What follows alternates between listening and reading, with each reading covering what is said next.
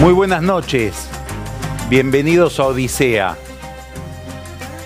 En Brasil surgió desde hace ya 3 o 4 años una estrella, se llama Sergio Moro, es el juez de Curitiba que llevó adelante en toda su primera etapa y sigue llevando adelante lo que se llamó el caso Lava Jato, que es una gran investigación de corrupción enfocada sobre todo en los contratos de Petrobras por derivación de las grandes empresas que conseguían contratos con Petrobras a través de métodos non santos. En el centro de todas ellas, Odebrecht, realizó una limpieza espectacular, Moro, en Brasil. Sigue habiendo consecuencias, como vamos a ver ahora. Lo que me interesa destacar de Moro es una curiosidad increíble, y es que estamos hablando de un proceso que estalló en el año 2013, 14, 15. Pero en el año 2004, una década antes, Moro escribió un ensayo para una revista jurídica sobre el proceso Mani Pulite. El Mani Pulite es una especie de Lava Jato italiano. Ocurrió a comienzos de los años 90, una especie de revolución en cámara lenta que se llevó a la cárcel prácticamente a toda la gran política italiana. Cuando escribe Moro, que todavía no sabía que iba a ser juez, mucho menos que iba a tener entre manos el caso Lava Jato y el gran fenómeno de la corrupción brasileña, sobre el caso italiano, dice, entre las muchas observaciones que hago, hay una: cuanto más crece o más aumenta la jerarquía en el Poder Judicial, más susceptible es el Poder Judicial de ser influido por el poder político. Hoy se está verificando eso en Brasil.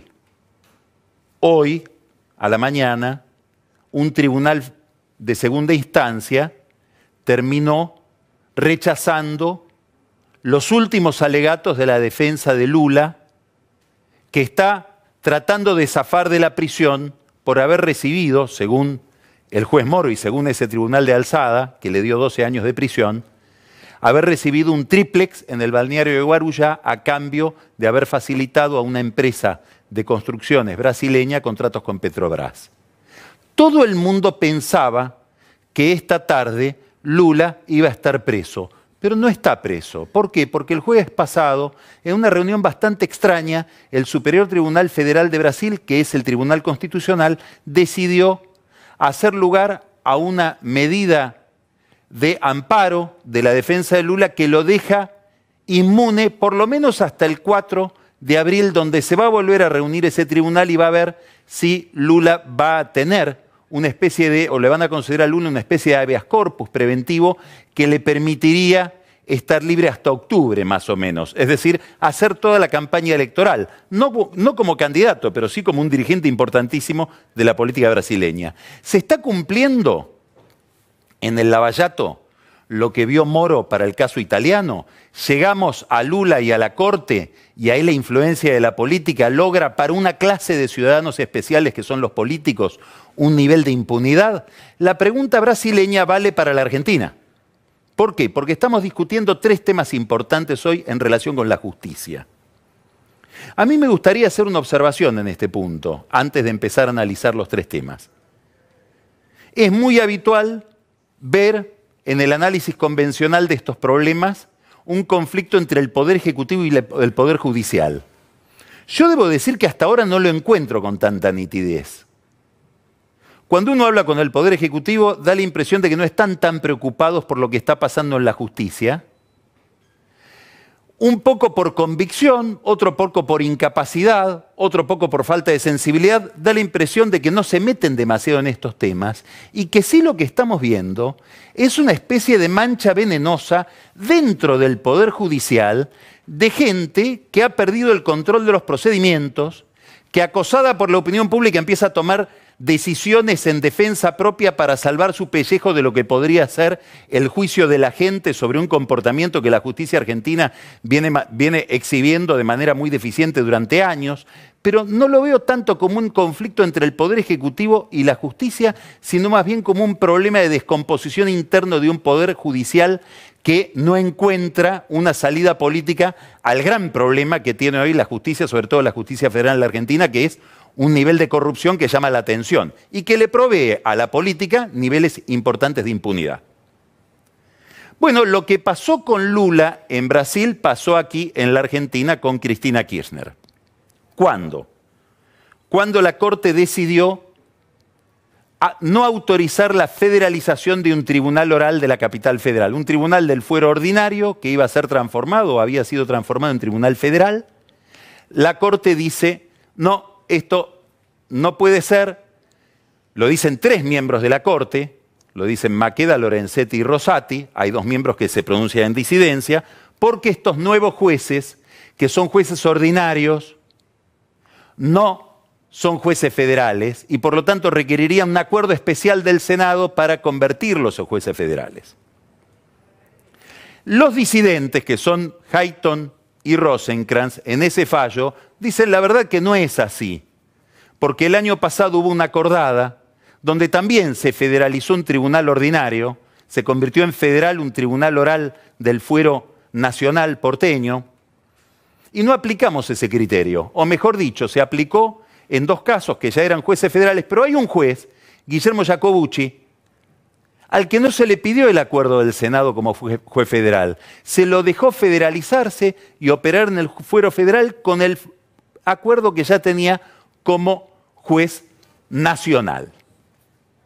Un criterio dudoso, una especie de incoherencia que, como los miembros de la Corte, a diferencia de lo que pasa en otros tribunales supremos, no se contradicen entre ellos en los fallos, queda como sin saldar la discusión. ¿Por qué unos adoptan este criterio y otros el otro cuando aparentemente hay una incoherencia? Es curiosa la situación, ¿por qué? Porque estamos hablando de una causa importantísima, o mejor dicho, 2 causas importantísimas, de gente importantísima que debía juzgar este tribunal federal. El caso de el dinero, la ruta del dinero K, con Lázaro Báez en el corazón de un sistema de corrupción kirchnerista, y el tema del memorándum con Irán y la presunción de que puede ser un memorándum que sirvió para el encubrimiento de los criminales. Es decir, 2 temas de altísimo voltaje político, un cambio en el tribunal, una decisión donde hay algunas dudas respecto de cuál fue el criterio con el que se tomó, y una derivación de todo esto, que es que el Poder Ejecutivo, aquí sí puede haber un conflicto con el Poder Ejecutivo, como forma de resolver el enorme problema que significan los tribunales de Comodoro Pi para la democracia y para la República Argentina, había pensado en diluir las facultades de esos tribunales en el fuero nacional porteño, es decir, federalizar tribunales porteños.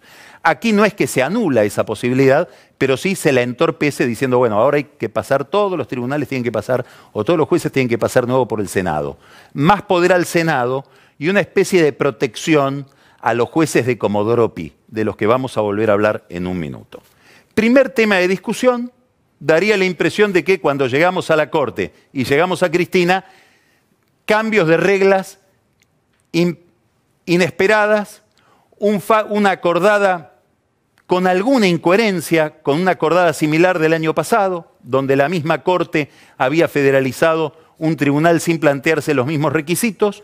Cristina, que encuentra ahora un tribunal aparentemente, y sobre todo una fiscalía aparentemente más complaciente, sanín y libre, y muy probablemente el pedido de desafuero contra Cristina Kirchner que va a quedar anulado.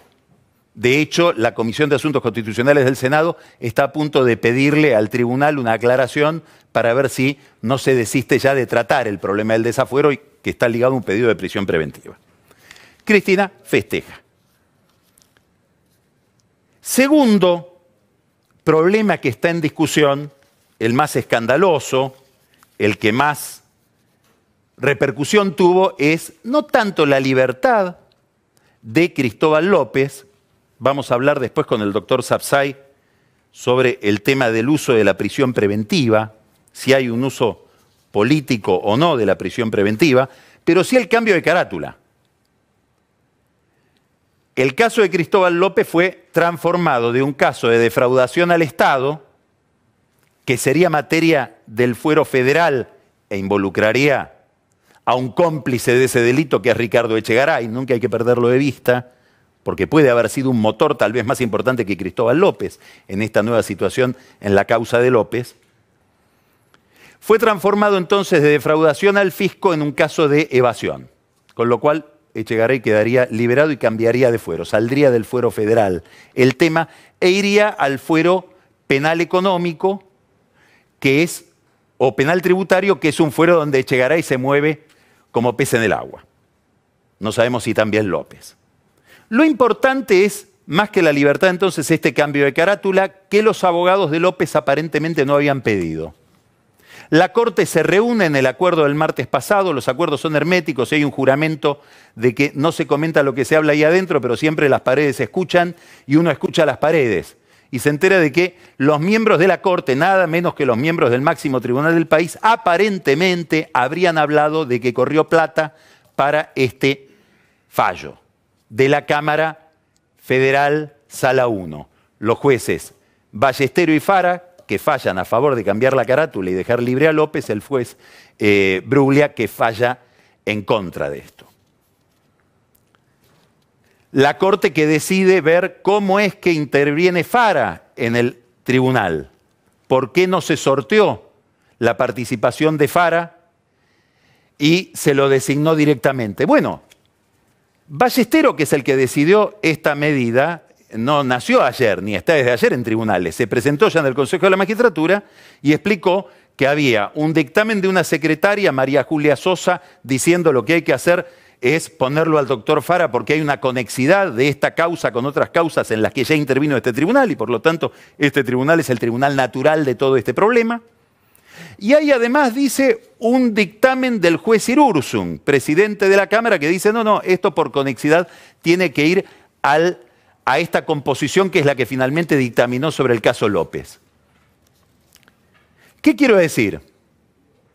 Que tal vez lo que hizo Ballestero está desde el punto de vista de los procedimientos bien hecho, pero es tan escandaloso desde el punto de vista de la opinión pública que la Corte empieza a sembrar una duda donde además no hay que sembrarla. Digamos, hemos perdido la noción de quién es inocente, quién es culpable y cuáles son los procedimientos correctos.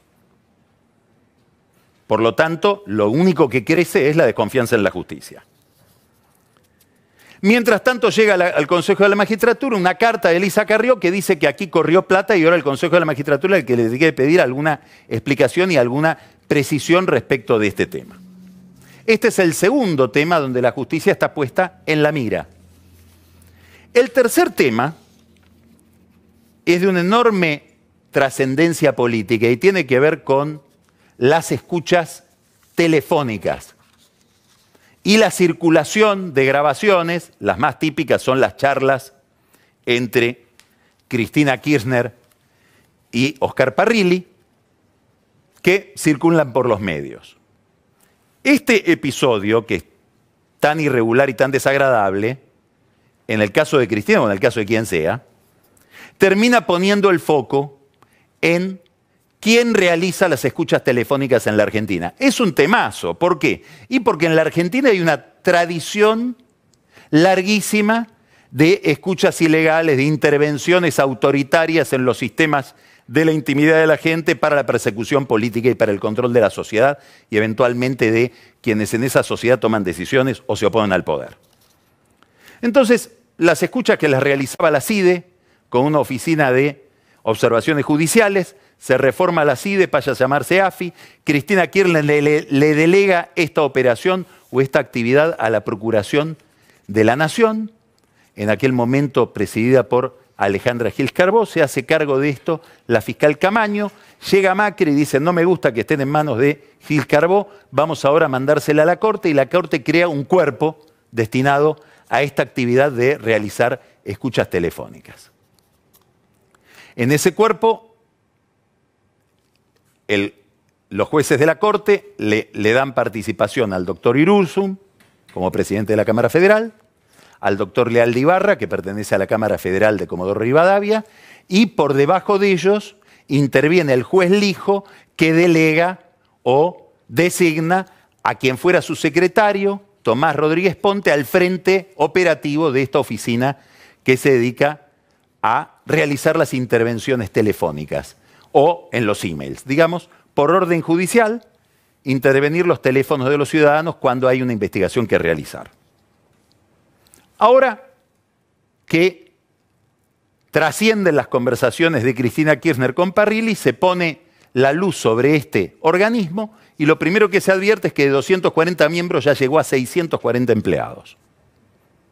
Advertimos también que entre esos empleados está plagado de parientes de jueces o fiscales de Comodoro Pi. Como que Comodoro Pi y los tribunales federales de la capital federal, que están tan desprestigiados y tan sospechados, y que han sido en su mayoría, no se puede generalizar nunca, pero una gran usina de impunidad para todo el régimen anterior, y cuando digo anterior no estoy hablando de Cristina Kirchner y Néstor Kirchner, nos podemos remontar a mucho antes y llegar hasta Menem, ese organismo o ese dispositivo que habría que ver cómo se lo sanea, cómo se lo depura, adquiere más poder y reproduce ese poder en las familias de los jueces y fiscales. Con un aditamento inesperado, que es que realizan además un convenio con la AFIP para que toda la información que llega de la AFIP a tribunales, es decir, la información impositiva, pase también por esta oficina. Quiere decir que se crea no una oficina técnica de intervenciones telefónicas, sino algo más, que es una oficina o una mega oficina con unos 600 empleados de procesamiento de información secreta, es decir, una central de inteligencia que depende de la Corte, pero que operan en concreto los tribunales de Comodoro Pi. Esto generó una gran alarma en la política, o está generando una gran alarma en la política. A tal punto que el jueves de la semana pasada, a las 3 de la mañana, estuvo a punto de suceder algo inédito en la Cámara de Diputados, que después no sucedió por rencillas entre políticos, pero hubo una declaración, un pedido de informes, firmado por diputados de Cambiemos, encabezados por los diputados de Elisa Carrió, por diputados de Cristina Kirchner, encabezados por Agustín Rossi y Leopoldo Moró, y por diputados de los distintos bloques del peronismo, para preguntarle a la Corte cómo es que funciona esta oficina de intervenciones telefónicas, convertida casi en una especie de nueva AFI. Esto no se terminó de aprobar en la Cámara y preventivamente la misma Corte le dice al Congreso: está previsto que el Congreso realice auditoría sobre este organismo. Por favor, realicen una rápido, porque estamos bajo sospecha. Esto se lo piden a una comisión bicameral de seguimiento de los organismos de inteligencia, que ha sido llamativa por su silencio estridente en los últimos 20 años, donde la sociedad argentina ha tomado conocimiento, y probablemente todo el mundo Nisman, la causa Nisman, la muerte de Nisman, todo lo que está ligado a la causa AMIA, sale de esa ciénaga llamada Servicios de Inteligencia en la Argentina, con una comisión bicameral que jamás hizo una pregunta. Bueno, ahora la Corte le dice a esa comisión bicameral: investíguenos rápido porque necesitamos una auditoría antes que el Congreso avance sobre nosotros de otra manera. 3 temas entonces. Por un lado, el cambio de tribunal para Cristina Kirchner a último momento. Hay una versión que dice que el día anterior había 4 votos a favor de que ese tribunal que iba a juzgarla fuera el que la juzgaba. Hubo jueces que cambiaron de voto, no está claro. Segundo tema, el cambio de carátula para Cristóbal López y la libertad de Cristóbal López y probablemente la impunidad para Ricardo Echegaray. Tercer tema, este aparato de inteligencia que se generó y que ahora está puesto en manos de jueces que ya eran sospechados cuando no tenían este poder. Ahora tienen más poder, no menos poder, y en una zona muy resbaladiza. ¿Por qué todo esto es importante? Bueno, es importante por razones obvias, porque estamos hablando de la justicia. Estamos hablando de si tenemos o no una instancia para decidir en la Argentina quién es culpable y quién es inocente, qué es el bien y qué es el mal. Maquiavelo dice que cuando esa instancia no existe en una sociedad, no solo aumenta la impunidad, aumenta otro problema, que es la difamación. Cualquiera puede decir cualquier cosa de cualquiera y todo da lo mismo porque no tenemos confianza en quién dice quién es el justo y quién es el culpable. Pero hay otra razón por la que esto es especialmente importante en esta coyuntura histórica. Y no es solamente que venimos de un mega fenómeno de corrupción. La razón es que la Argentina decidió financiar su programa económico pidiendo dinero afuera y decidió impulsar su crecimiento económico a través de la inversión privada. Y es muy difícil internacionalizarse, salir al mundo, socializarse si uno no tiene un sistema judicial confiable. Si yo vivía de la soja y tenía un superávit fiscal que me permitía vivir con lo nuestro y encapsularme con una especie de membrana del superávit fiscal que nos permitía vivir aislados, yo podía darme el lujo de tener Comodoro Pi como sistema judicial. Daría la impresión que hoy la Argentina tiene una enorme incoherencia entre lo que aspira para su economía y para su vida material, para su nivel de desarrollo y para la forma en que alcanza ese desarrollo, y el sistema judicial que le ofrece a los inversores, no a los de afuera, a los de adentro también, para que ese sistema económico se sostenga en algo que se llama seguridad jurídica. De todo esto vamos a hablar desde otro ángulo, con un experto en estos temas. Yo me tomé el atrevimiento de hablar delante de él, ahora vamos a ver cómo me corrige, el doctor Daniel Sapsay, un gran constitucionalista con el que vamos a ir a los grandes nudos que están detrás de todas estas cuestiones.